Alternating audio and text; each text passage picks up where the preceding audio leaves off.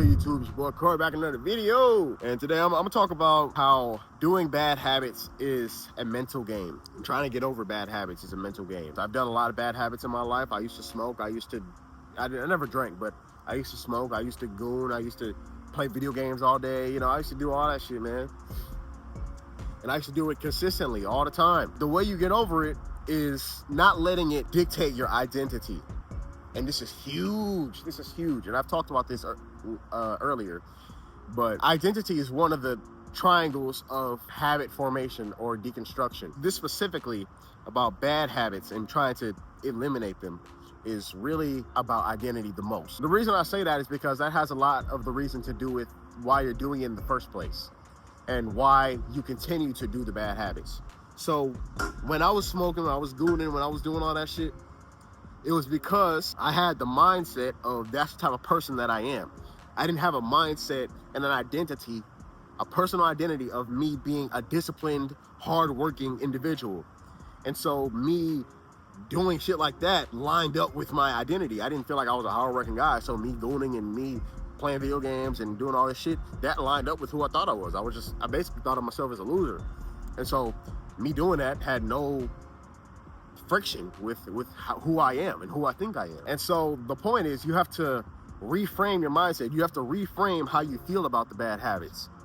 And the way you do that is you have to do more productive shit outside of the bad habits, right? And this is really, really important. This is how I got over this, especially like gooning and stuff, that because I did that for a while, and like video games and really everything that I just said. All that shit, it just comes down to doing shit outside of it. And most importantly, it's about doing productive stuff before you do the bad habit. I call it addition before subtraction. So you add to your, let's say you have a jar, you have a cookie jar. I think David Goggins or somebody talked about this. It's like you have a cookie jar of the good things you do, the productive things you do, and then you have a cookie jar of the bad things you do. And so you want this jar to be more full, obviously. You want the good productive things you do to outweigh the bad things you do. Let's say you smoke every day. You smoke weed all the time, every day, and you're addicted to it. The way you would get over it is you say, okay, it's not about trying to eliminate it altogether. That's where people go wrong, and that's where the identity comes into play. That's where people mess up, because you're trying to stop cold turkey, and that doesn't align with your identity. You don't feel like you're the type of person that can do that. And so that's not gonna work. You have to eliminate it little by little, do it smaller. And so the way you start small is that you say, okay, instead of just saying, I'm never gonna smoke again, because that's not gonna work, you're gonna say, all right, I can still smoke, but I'm gonna work out before I smoke. I can't smoke unless I've already worked out that day, right? That's something small you could do. And that's the addition before subtraction concept. You add something to the productive bucket before the indulgent bucket. Right? And so at least you're not just doing the indulgence. At least you're canceling it out, balancing it out.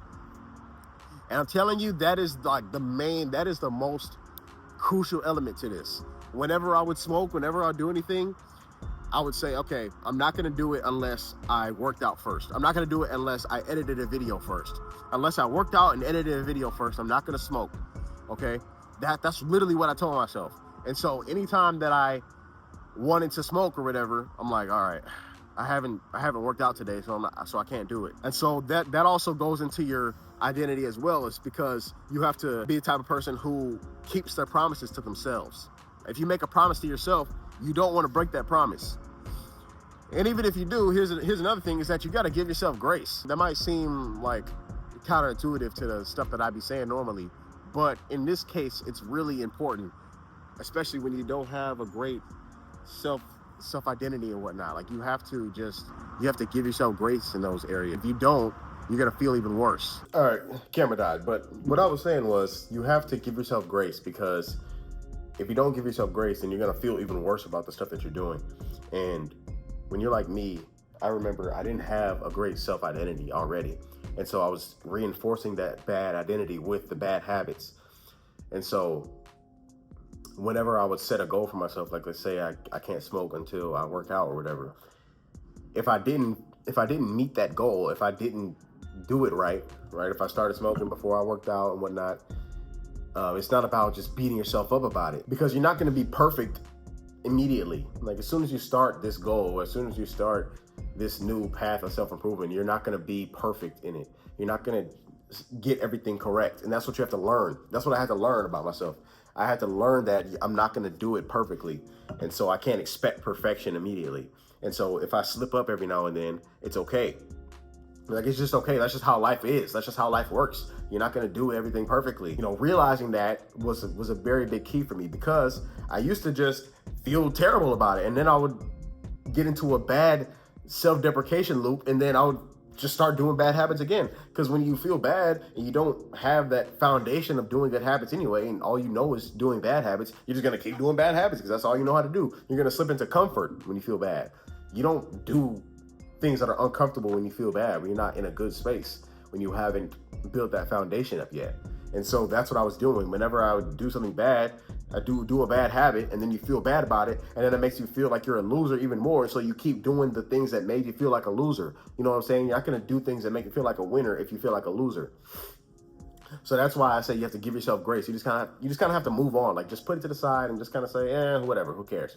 I smoked before I did it, but whatever. You know, you just have to build up that mental resiliency.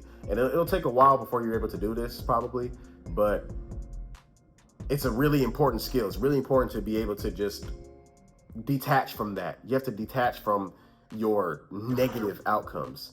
That's something big, actually. That's something big. And I'm not saying detach from everything, because actually one thing that helped me was whenever I would do something well, whenever I do the thing correctly, I would celebrate. You know, you have to give yourself so much positive reinforcement, so much positive dopamine whenever you do something good. And then once you do something bad, just gloss over it. You know, like you don't want to harp on the same thing if you did bad. You only harp on it if you did good. You know, like this is the key. Don't just harp on it regardless of whether you did good or bad. You have to focus on it only when you did good. And then if you did something bad, don't focus on it. Just put it to the side and just say, forget it. I don't care. I'll just do the next thing. All right. And that's part of giving yourself grace. Just move on. Just like, who cares? You know, just do something else. Just go to the gym right now. You know, you can make up for it after that. So that was really important for me. Giving myself grace and just realizing that I'm human. I'm not going to do it perfectly because like I said, it's all about your mindset. You have to get very, very protective over your energy. You have to get very protective over your mindset and your mental state, because that's the trigger. That's the foundation for everything else. And so circling back to how to not let it affect your self-image, what you want to do is just do more productive things. Like I said, fill up the productive jar more than your unproductive jar. What I've learned is that it's all about how you feel about it, because there are guys that goon. There are guys that smoke and drink and do all the bad habits that you beat yourself up about. There are guys that do that same shit, but you would never know. They're still confident. They're still happy. They still make friends. They still have girls. They still do all this shit. You know, just because you do some of these bad indulgent habits doesn't mean that you're going to die. Doesn't mean that you're going to have a terrible mindset in and of itself. Because there are people that do that shit and they still feel good. And they still do all the things that you want. They still make a lot of money. They still get a lot of girls. They still do all the shit. Okay, so it's just about how you frame it. Literally, that's all it is. I remember, like, I was looking at KD, for example. KD has been open. Those of you who watch basketball, Kevin Durant has been very open about how he uses cannabis. He uses weed or whatever, he smokes and whatnot. And it's like, what's the difference between KD smoking and still being one of the greatest players to ever play the effing game of basketball and still having that self-belief, and somebody that hasn't done any of that and they just smoke every day and they feel terrible about it and then they hate themselves? It's about the identity. It's about the things that they do outside of the indulgent habit. He does so much outside of that indulgent habit, so much outside of smoking. He doesn't only smoke every single day. That's the point. If you smoke every day, if you only do your unproductive thing, then yes, you're going to feel terrible. But Kevin Durant, he has so much in this jar. He has so many, his productive cookie jar is overflowing like 20,000 times over, right? So literally any little indulgent thing he does, it doesn't affect his identity, because he knows that he's the type of person that does more productive things than not. And so anytime that he does something, it's about just being human and just relaxing. You know, he don't have to feel bad about it and feel like he's a loser just because he smokes weed, because he has that strong self-identity, because he knows who he is. And the only way to get to that is by doing more productive things than the indulgent things. That's what really got me to get over this, and that's what really helped me. And I'm not gonna lie, this took a long time. It takes probably months, maybe even years, to get over these bad habits, and especially your mindset on top of the bad habits. Not even just the bad habits alone, but if you're in a bad mindset and a bad mind frame, then to work around that and to eliminate the bad habit, that's going to take some years. So you just have to, like I said, be very protective of your energy, and you just have to get used to putting in work. You got to put in some work, and you have to get used to doing that, and then you can indulge and feel great about it. You can be like, I deserve this. That's what it's about. I deserve to smoke because I did all this shit. I've been to the gym every single day this week. I've been doing all my homework. I've been doing all this, going hard in practice. I've been, doing whatever. Like I'm assuming you're in school or whatnot. So just whatever you've been doing, just keep doing that, and just do more of that than the indulgent habits, and then you'll be good. You just don't want to let yourself feel like you're a loser. That's really the point that I'm trying to get to here. Protect that. Like, never, ever, ever, ever, ever say that you're a loser. Never, like this is another point. Like, just how you talk about yourself and how you think about yourself is reality. Perception is reality. If you think that you're a loser, then you are a loser. Literally. If you think you're a winner, then you're a winner. Go around with these negative thoughts in your mind because the world is already negative enough. You have to be the only one with a strong enough mind to think that you're the best and think that you're great. And so a little thing you do is justified because I'm great. Basically in a simple way of saying it, that's what it is. Anytime that you feel any thought like that of, oh, I'm a loser, or I can't do anything right, I suck, I keep doing these bad habits, literally block that shit out. I've talked about this many times before, but you have to block that out. You cannot let that seep into your mind for real. You cannot let yourself think shit like that, because that's gonna affect everything else in your life. I promise you. Please, like, if you feel any sort of inkling that you think you're a loser, like, you just have to say, no, I'm not. Like, say it to yourself. Like, if you have that thought in your brain, be like, man, I'm a loser. Wait, no, I'm not. I'm not a loser. Like, even if you don't justify it, no.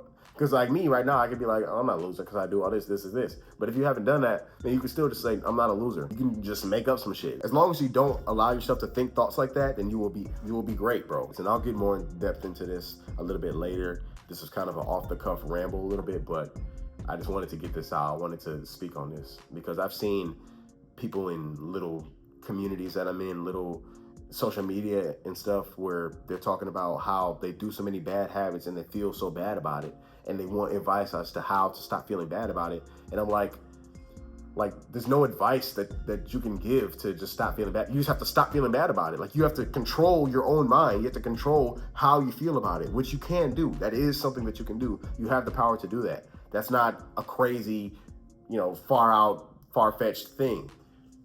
It's absolutely within your capability to just change how you feel about certain things. So yeah, bro, hope you guys enjoyed. Make sure to like, subscribe, and I'll see you guys later. Peace!